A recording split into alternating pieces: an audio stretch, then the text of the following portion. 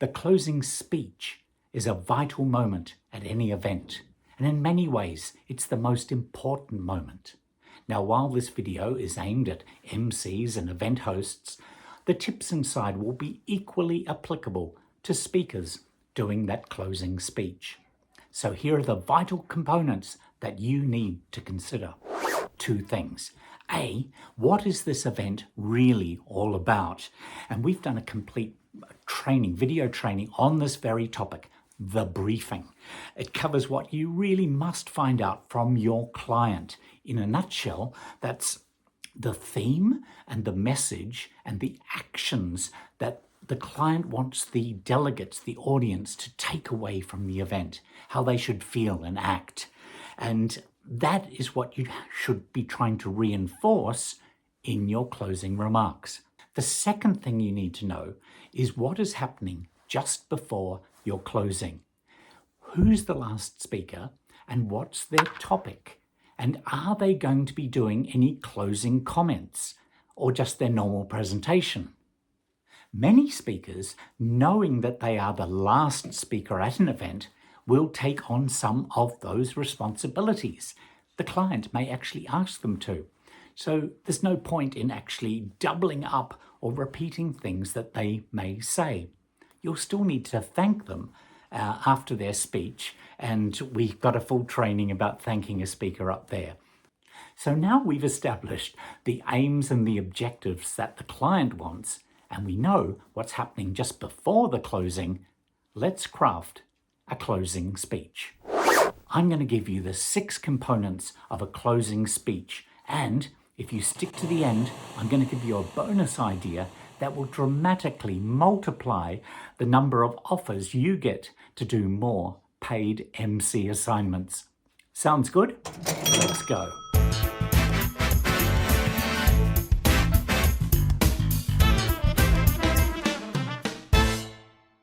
Hey, it's Timothy Hyde from ExpertMC.com, the channel dedicated to helping you become a better MC, and if you wish to grow an MC business. Hey, if you get any value out of this quick video, would you please click the like button? It really encourages us to make more. Now, before I go into the structure that I use, I want to talk about housekeeping. Housekeeping is all the little bits of information that you need to share with your audience. The bus is leaving at 6 o'clock to the airport. Don't be late. The parking tickets can be validated at the registration desk, or dinner tonight is on at 6 o'clock in the main ballroom. Those sort of things. I like to give that information to the audience sooner rather than later. I don't want to close the closing speech up with that small bits of information. It interrupts the structure that you're trying to create. I sometimes will give that housekeeping information before the last speaker comes on, so I don't interrupt what I'm trying to do when I close up. The structure. I always try and start a closing speech with the significance of the event. This reflects the theme and the why and the client's objectives. It might be the number of delegates that are there, where people have come from, the VIPs or the speakers who've been there. Something like, I'm sure you'll all agree that this event, moving ahead, has been a wonderful event, and we've had the largest number of dealerships gathered here at one time. I would then mention a couple of personal highlights, things that you enjoyed. The gala dinner, an activity you all did together, a particular keynote, and why they were a highlight for you. The key takeaway, once again, reflecting the briefing session you had with your client. I really enjoyed running the networking session yesterday, connecting people together who shared the same opportunities and challenges. Or I really enjoyed the keynote from Ian this morning. And even though I'm not an accountant, I'm certainly going to be able to use some of those ideas in my own work. Follow that up by switching the focus to them, to the audience, to the delegates.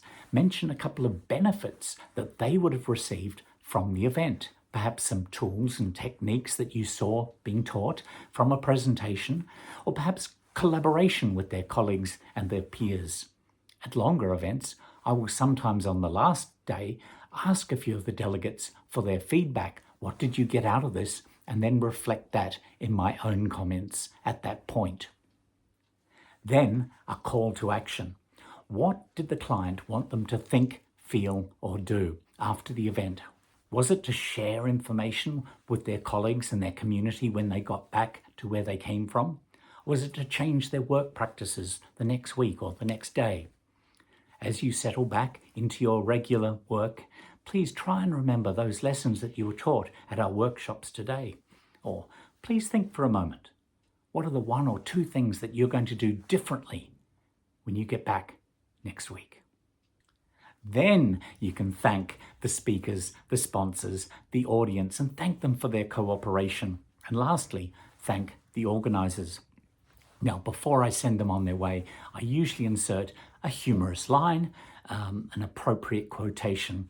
And if you don't have any of those, we have a whole book full of them. The ExpertMC Toolkit and Resource Manuals, lots and lots of lines that you can use at that moment to send the audience on their way. Now, I promised you a bonus tip, and here it is. It's an opportunity to sell yourself from the stage in a very subtle and non-offensive manner, especially if you are a professional MC. Now, the delegates may not realize at this point that you are a professional MC. They may think that you are from the head office or you work for the company. So what I do at this particular moment, when I'm thanking the organizers, I mention the fact that I am a freelance MC. I usually say something like this. As a freelance MC, I get to work with a huge range of companies, industries, and organizations. And can I just say, in thanking your committee, that they have been an absolute pleasure to work with. This is a really great way to both thank the organizers or the committee and plant that seed that you are actually a freelance MC and you're available for other work. So that's my simple structure.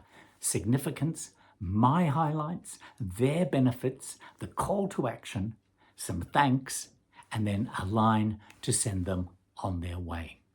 But it really all comes back to that core moment before the event where you get that excellent briefing from your client. And if you don't know how to get a briefing from a client, watch this video that's coming up right now.